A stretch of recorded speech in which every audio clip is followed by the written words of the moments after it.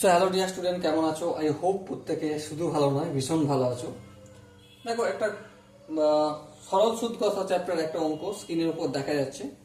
যে কোশ্চেনটা কি বলেছে দেখো, 1996 সালের 5ই মে থেকে 1996 সালের 25শে মে পর্যন্ত 1098 টাকার বার্ষিক 5% সরল সুদ কত হবে?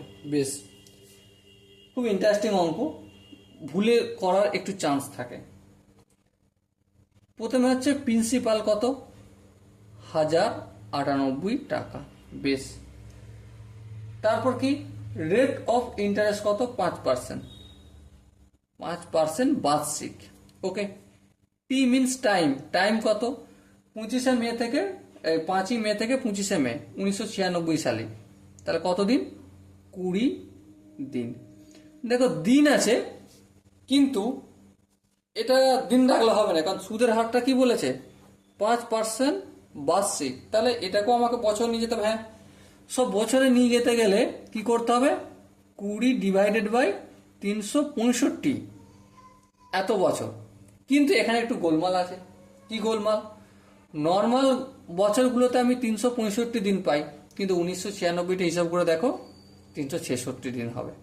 তাহলে এখানে 365 নিচের সঙ্গে প্লাস একটা দিন অ্যাড হবে, তাহলে 20/366 বছর। ওকে, এবারে আই মিন ইন্টারেস্ট। ইন্টারেস্ট কত? আমরা জানি কি P R T by 100। P means কত? দেখো এখানে আছে 1098। আর রেট অফ ইন্টারেস্ট কত? 5। চলো ইন্টু 5 লিখলাম। টি টাইম কত? 20/366। আর দেখো এখানে 100 তো রয়েছে, সেটাকে তোমাকে লিখতেই হবে, লিখে দিলাম। দেখো 5, 20, 100, এই 100 এই 100 কেটে গেল। এবার 366 নিচে রয়েছে আর উপরে আছে 1098।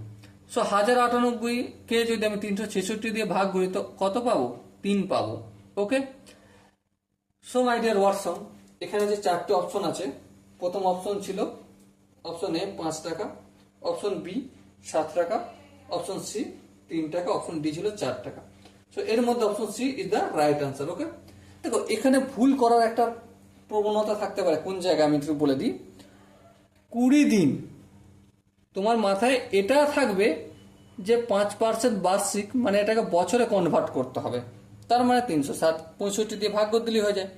কিন্তু সালটাও তো ম্যাটার করে। হ্যাঁ, যেগুলো লিপিয়ার নয় সেগুলো 365, কিন্তু এটা লিপিয়ার হওয়ার জন্য এটা 366 দিয়ে ভাগ হবে, তবেই বছরে কনভার্ট হবে। ওকে, এই জায়গাটা একটু মানে ক্রিটিক্যাল পয়েন্ট, এই জায়গাটা একটু ভুল করে দেওয়া জায়গা।